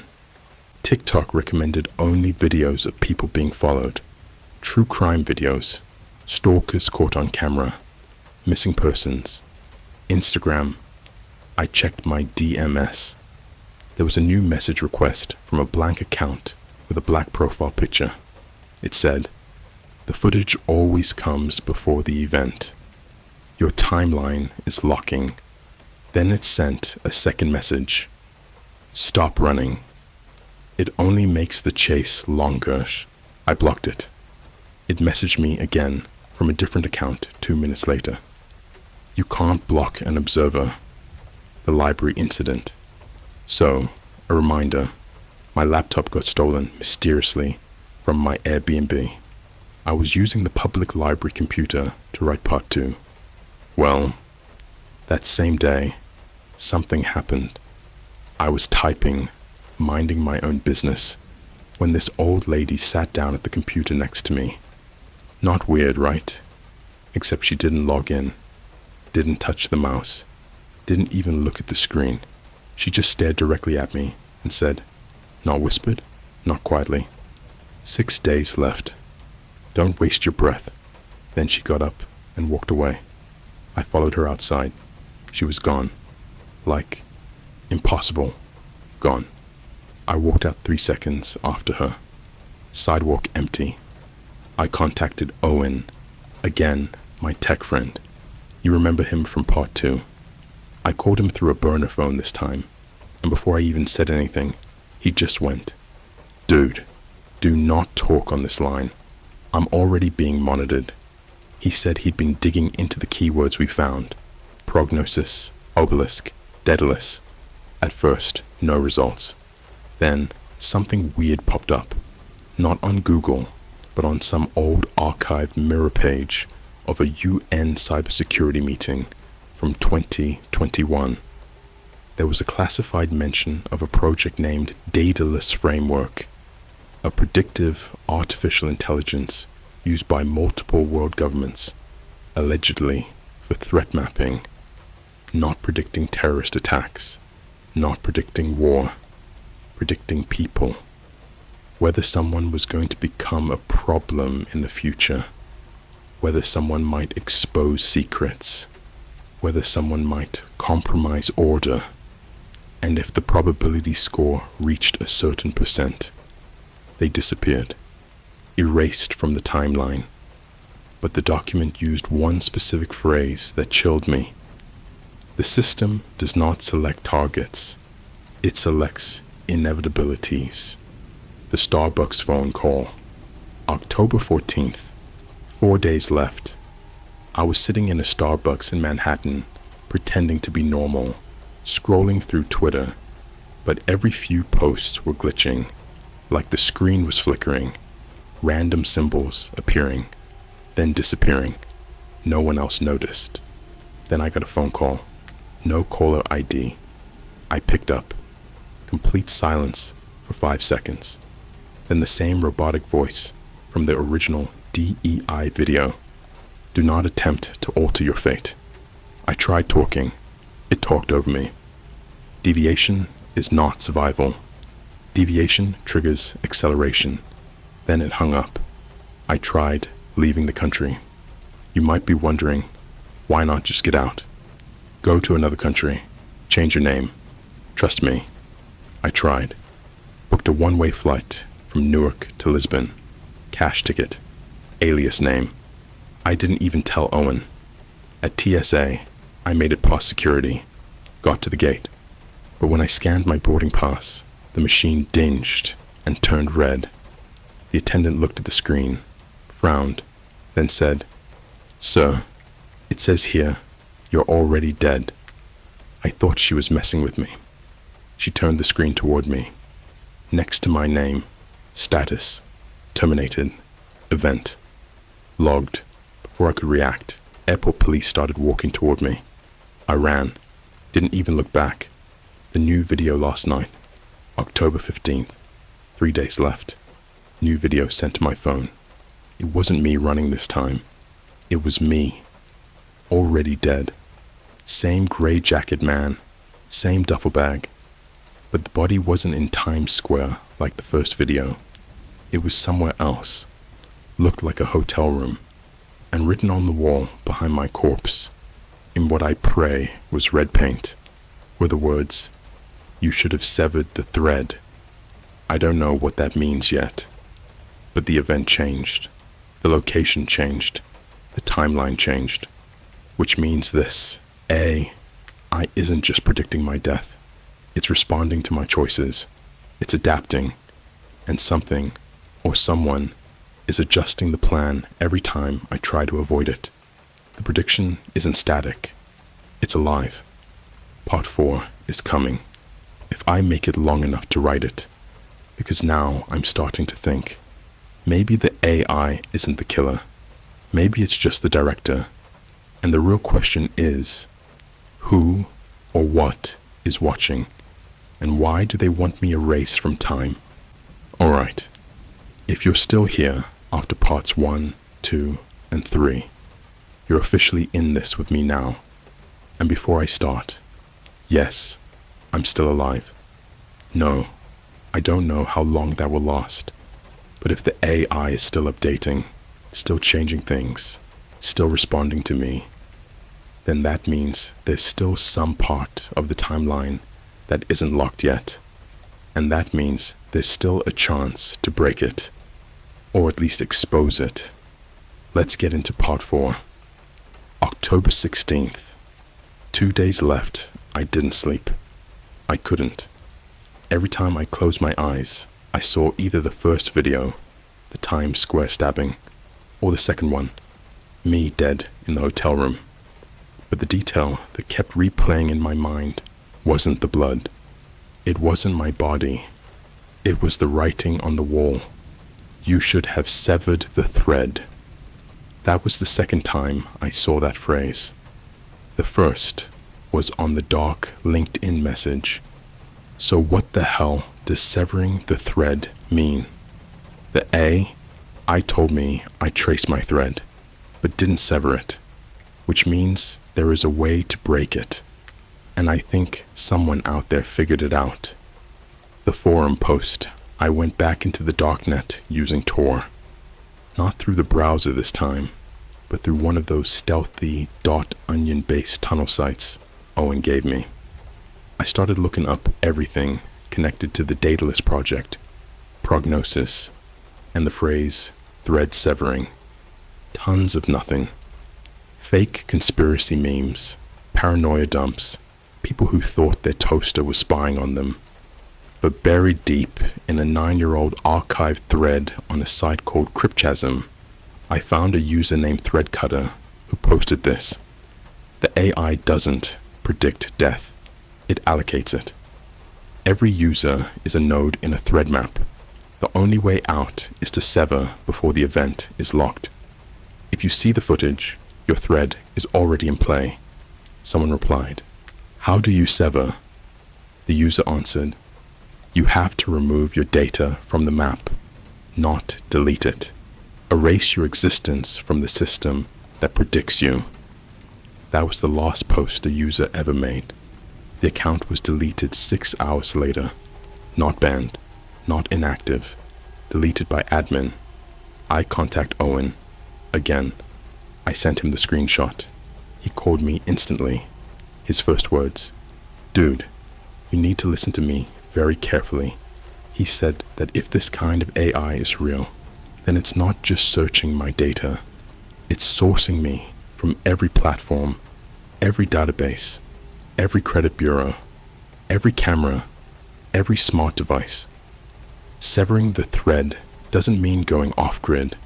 It means erasing your identity from every system the AI uses to calculate your future, like disappearing digitally instead of physically. Owen said there are people who do this for real, mostly criminals, whistleblowers, or people trying to escape abusive governments. But this level of surveillance. He said the quiet part. If this is connected to government or corporate military AI, there's no way they don't have a kill switch built in, meaning they expect people to try to fight it. And if someone gets too close, they're not predicted to die. They're scheduled. The third video, at 3:12 a.m., I got another file. No message, no alert, just the file sitting in my downloads folder like it had always been there. This one wasn't of me running. This one wasn't me dead.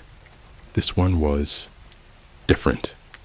It was me sitting at a desk, typing on a computer. The angle was over my shoulder, like a webcam view. And what I was typing was this exact Reddit post, part 4, which I hadn't even written yet.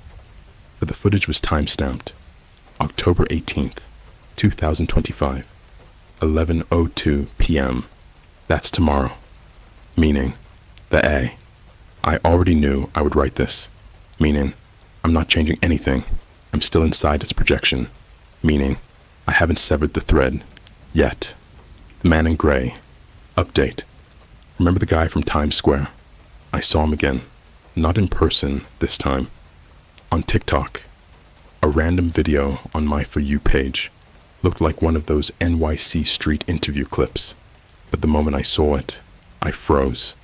Same jacket, same build, same duffel bag. He walked past the camera, looked straight into the lens, not at the interviewer, not at the guy holding the mic, at me. Like the video was meant to reach me. I checked the upload date. It went up 7 minutes before I opened the app. It had only one view. Mine. Another message from an unknown number. If you don't sever your thread, the event will occur as predicted. But severing requires sacrifice. I replied, "What sacrifice?" Reply came instantly. You must erase yourself. Not just your identity, your impact, your connections, your digital residue. The system can't kill what it can't calculate. Then a second message. But the longer you wait, the more the event stabilizes. Thread lock is at 92%, meaning I only have 8% of my fate left that can be altered.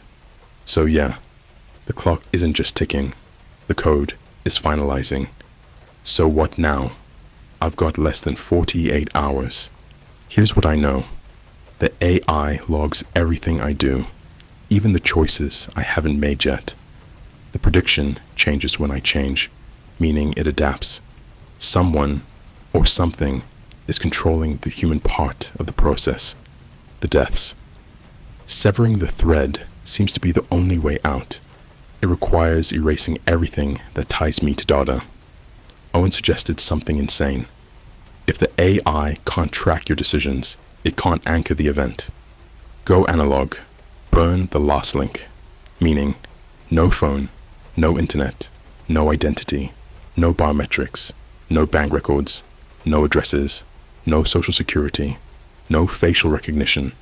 Erase the digital version of me. But here's the problem. I don't think I'm the only one.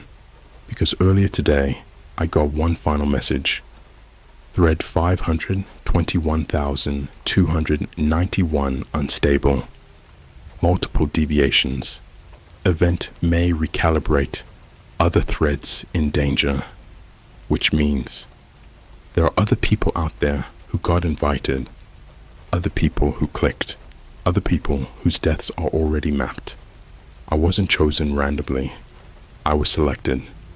Part 5 will be the last part. Either I break the thread, or it snaps shut around me. If I don't post again, you'll know which one happened. Alright, this is it. This is the final part. If you've been reading since part 1, you already know everything I've gone through. The footage, the AI, the messages, the countdown, and the warnings. You've seen how the predictions weren't just guesses, they were blueprints. How the system didn't just watch me, it wrote me. And how my timeline, my entire life, wasn't just observed, but scheduled. Well, the date came. October 19th, 2025, 11:41 p.m. I was supposed to die, but I'm still here. And the reason why, well, it didn't come easy. Let me take you through the last 48 hours.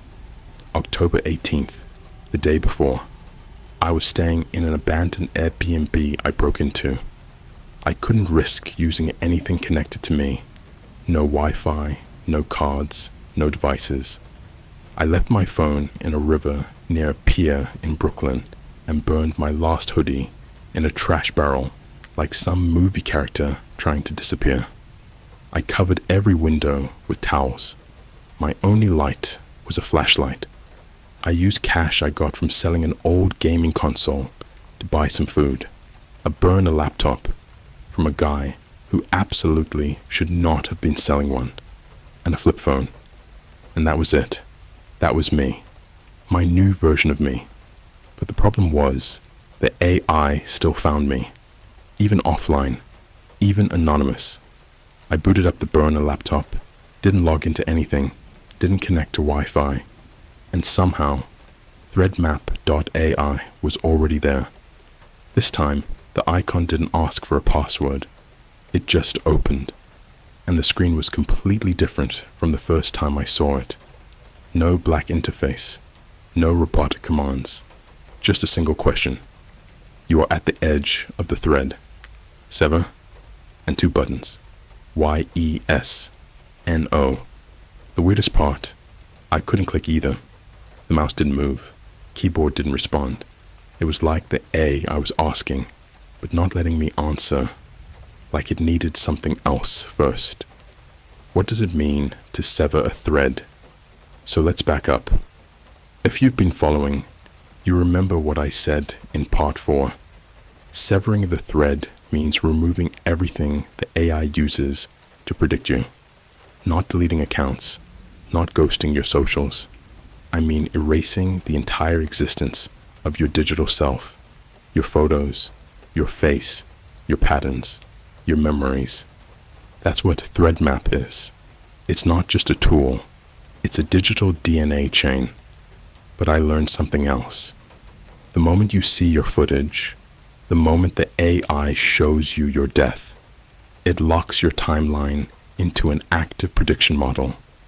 You become a watched thread, and from that moment on, your death isn't just likely, it's necessary. Unless you cut the thread from the root. The final call with Owen. I called Owen one last time. He sounded exhausted, paranoid. I could tell he hadn't slept either. He was whispering, even though he said he was alone. You're not the only one they predicted, he told me. They've done this before. Years ago. But no one ever made it this far. I asked him what he meant. Owen explained that he'd been digging through encrypted code found buried in a closed military contractor database. Don't ask how he got access. I didn't want to know. He found reference to an observer protocol connected to the Daedalus AI. Here's what that means. Prognosis isn't just an A I built to predict death. It's a machine learning purification tool. It ranks humanity by how useful, predictable, and cooperative each individual is to global systems. People who hit a low threshold, they're labeled as deviation risks. And you know what happens to deviations. They get a thread notification, a polite invitation to see your future. You click.